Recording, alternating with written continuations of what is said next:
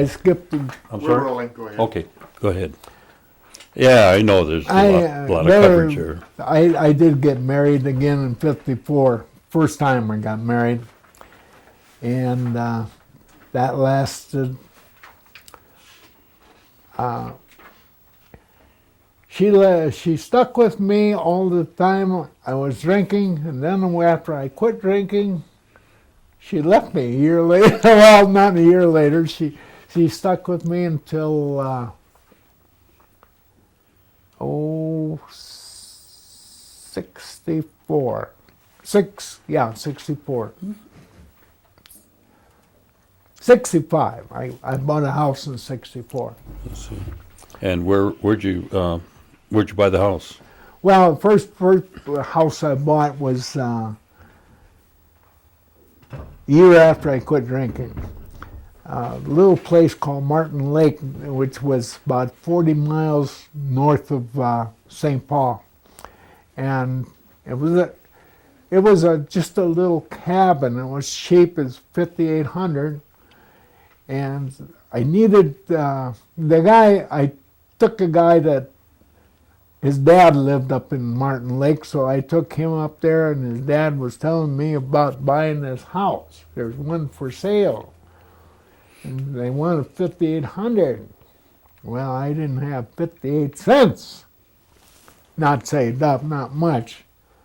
I mean, we were, it was always seemed like a nick and tuck just staying above. So anyway, see, I had several different jobs at the time. One of my last jobs before I went up there in Martin Lake was drilling wells. I was a well driller's helper, and that's where you got to push the sucker. You got to push it out, and you're holding it while they trip it and dump it, and then they.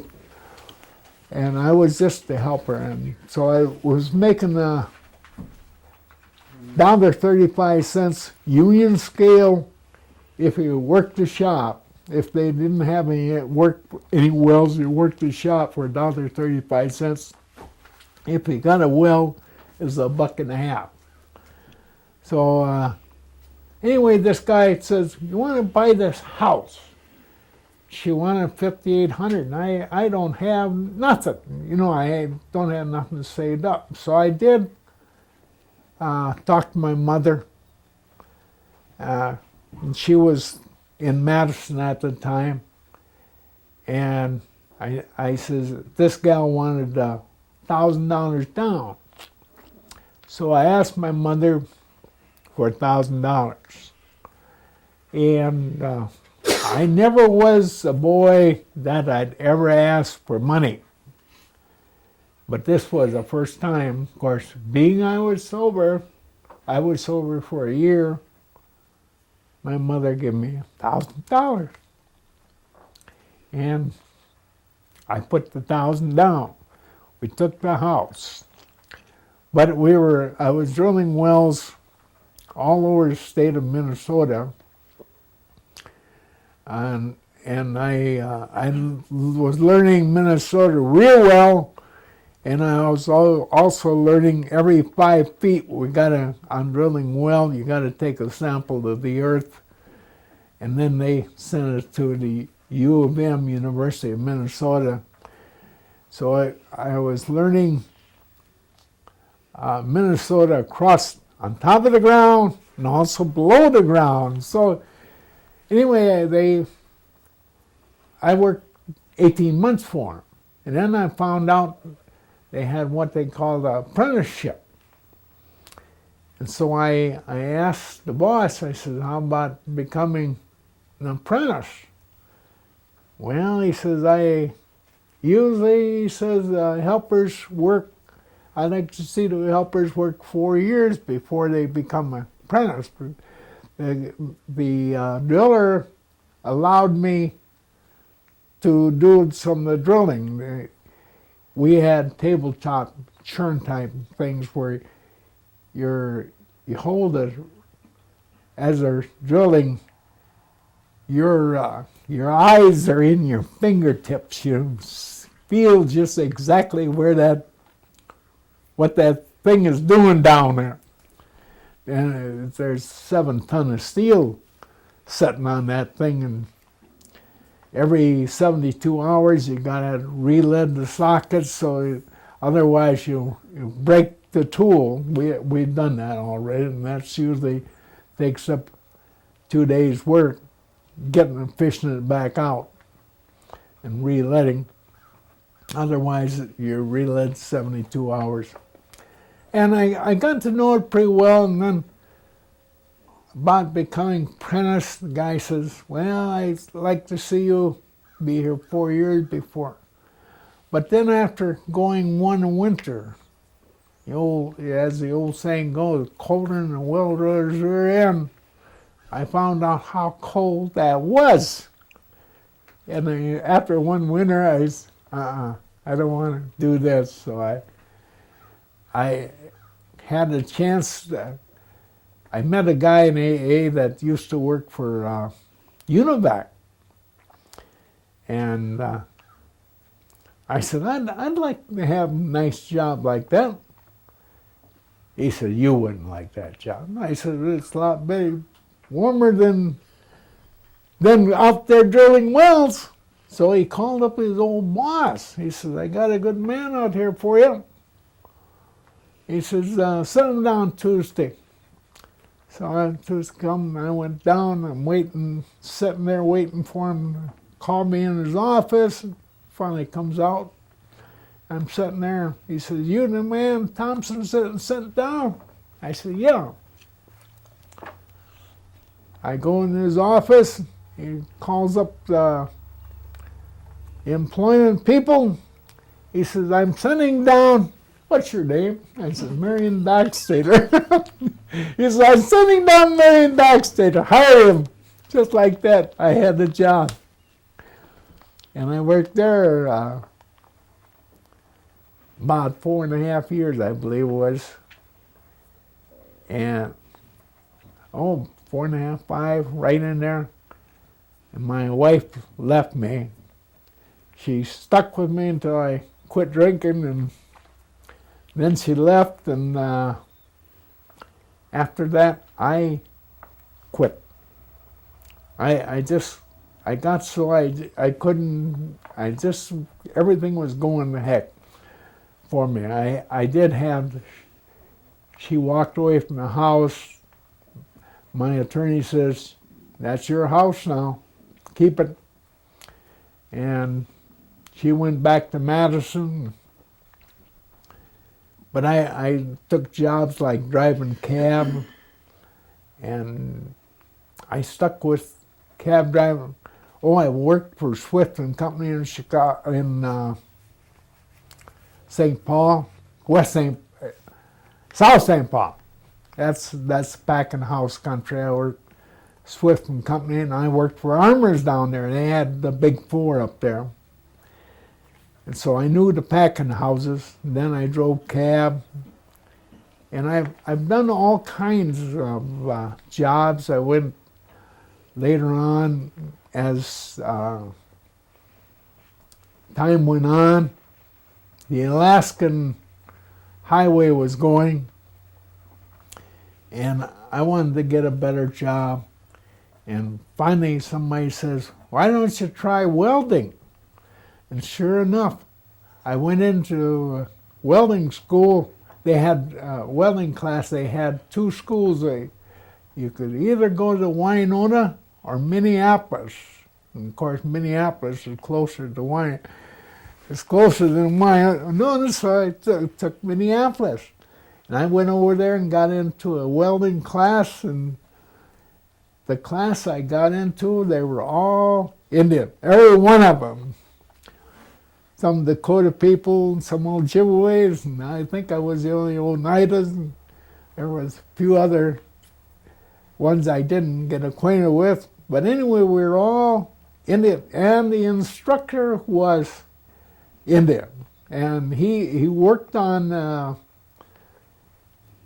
one of the places I did not work in on one of the dams in South Dakota, but he could when he could lay out beadwork. It looked like fish scales. It was that good. It's just beautiful.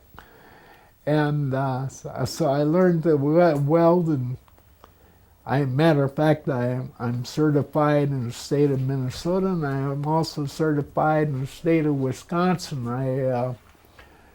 I went over and I got a job with this Lincoln School for Boys up at Irma, Wisconsin, off in Irma there, and I got a job out there, and I got up 40 feet high and discovered I couldn't climb. My heights were no good. I just said, no, I'm not going to hire. The equipment we had was father and son outfit from Minnesota, but they were paying union scale, and I think union scale was $5.85 an hour at that time, and I had been working shop work at 3 1/4, and I went up. I heard about this job going, and I got a job of welding the water tower. I always wanted a water tower, and I got one. And they paid union scale, although they were not union. But I got up 40 feet high, and I said, no, that's as high as I can go on that equipment. So I give that up, and I went back to St. Paul. But I'd worked several jobs in St. Paul, and then I had to certify in St. Paul on pipe, and I got into highway heavy and worked pipe on several jobs up there. I'd done about 4 jobs for one company. When did you move back to Oneida? Oh, I moved back in here about July 4th in '05. I've been here since. Ever since? But the best job I had, one thing I got a job with MTC, Metropolitan Transit Company, that took care of, there was 11 county-wide area, which is a bus company, and they had 5 garages and the overhaul base, about 365 buses in every garage. And I got a job in there, and I got up, got up as a parts cleaner. I worked on transmission for a while, mechanic, but I went back to cleaning parts because I finally hooked a job welding, and they knew my eyes were bad, and so they sent me to their eye doctor, and they said, "You're too bad to continue to weld."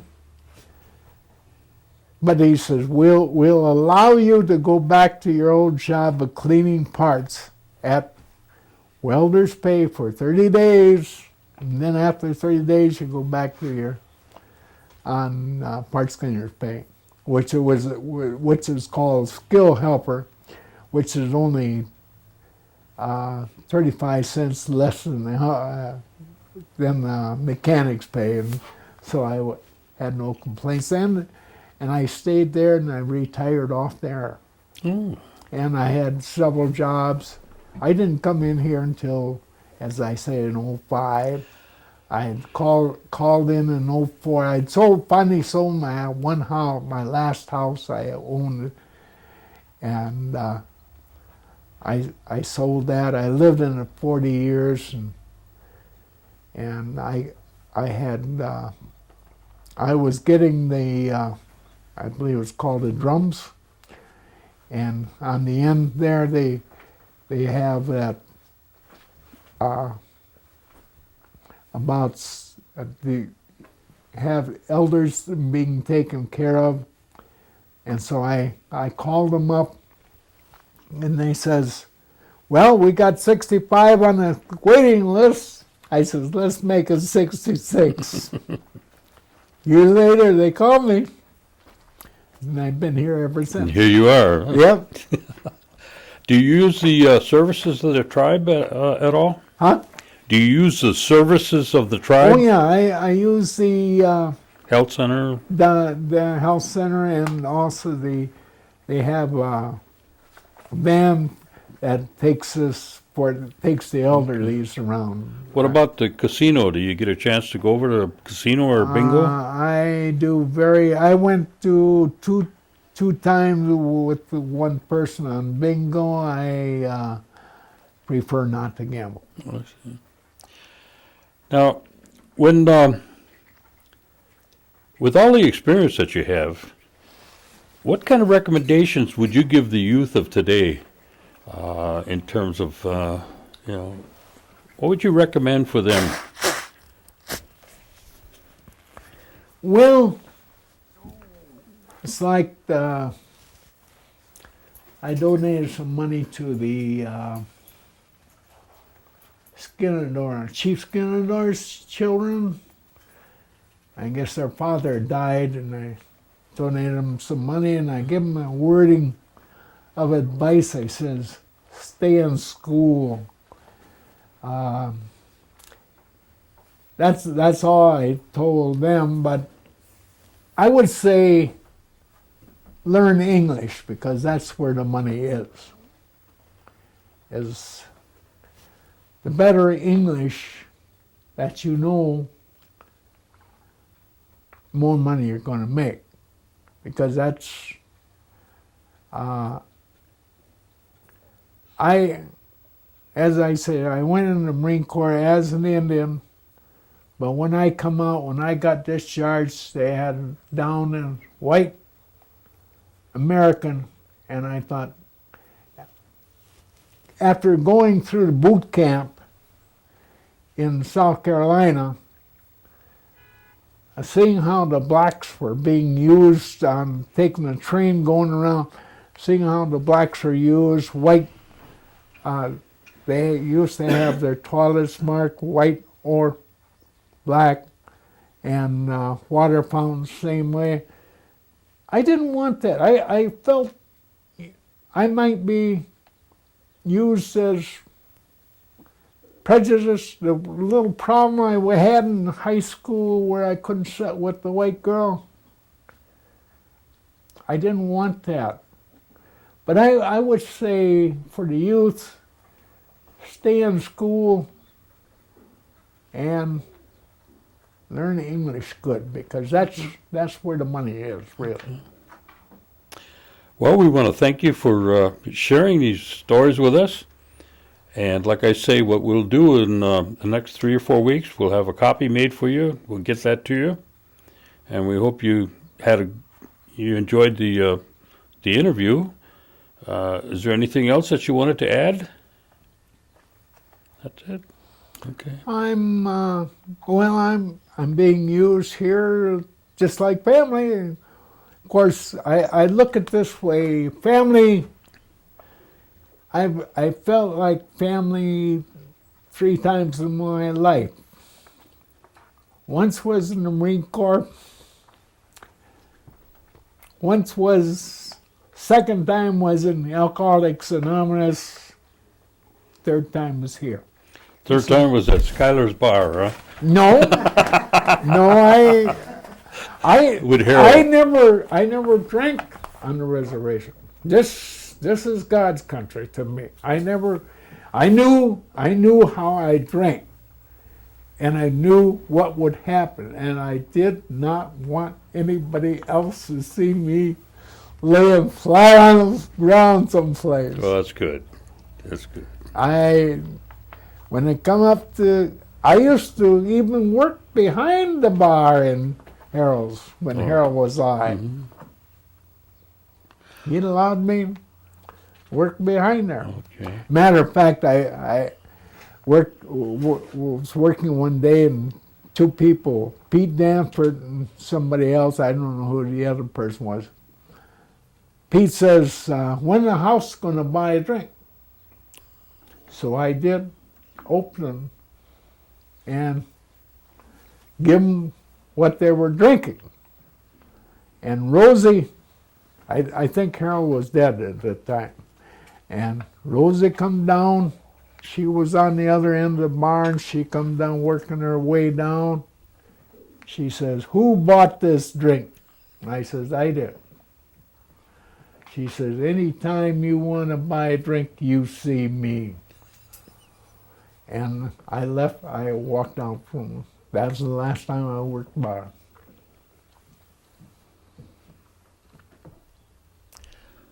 Well, we're going to close with that, and we appreciate it very much. Yeah. Alan will disconnect you from the